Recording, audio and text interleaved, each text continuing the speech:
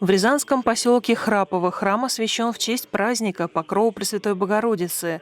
6 апреля, в преддверии другого торжества, посвященного Царице Небесной, Благовещения, особой радостью для прихожан стала божественная литургия, которую совершил митрополит Рязанский и Михайловский Марк.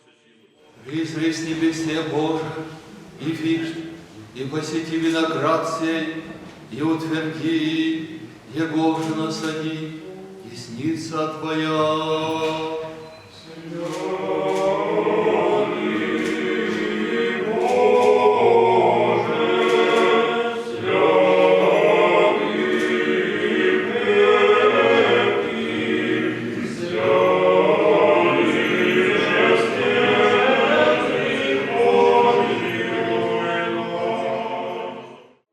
История храма в поселке – это целая череда последовательных перестроек и усовершенствований. Каменная церковь, построенная стольником Федором Григорьевичем Вердеревским в 1686 году, в XVIII веке была исправлена. Потом было устроение еще одного предела и новых иконостасов, исправление внешнего облика здания, возведение колокольни, расширение трапезной и многое другое, до тех пор, пока в 30-х годах XX века храм не закрыли.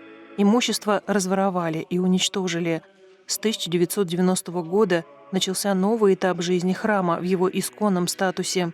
Несмотря на все перипетии истории, святыня сохранилась. Люди вновь приходят в старинную церковь на богослужение, желая спасения души и радуясь о Господе. Но нередко люди сбиваются с верного пути не из-за каких-то видимых причин, но из-за предпосылок внутреннего характера, например, высокомерного и брезгливого отношения к ближним.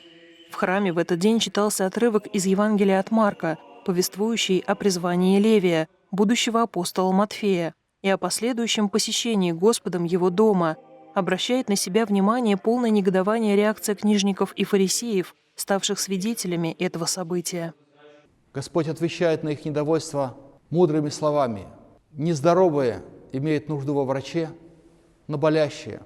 С точки зрения божественной правды, именно болящие, духовно болящие, люди, недугающие грехами, нуждались в обращении к свету, и Христос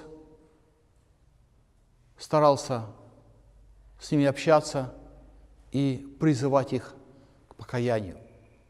Среди нас тоже есть разные люди, дорогие братья и сестры, люди, которые отличаются неправильным поведением, люди, которые могут вызвать у нас гнушение их образом жизни. И вот евангельский пример Спасителя является для нас показателем, как нужно относиться к таким людям. Не гнушаться, не нужно гнушаться никаким человеком, даже самым грешным. Безусловно, общаясь с закоренелыми грешниками, надо давать себе отчет в том, с какой целью это делается.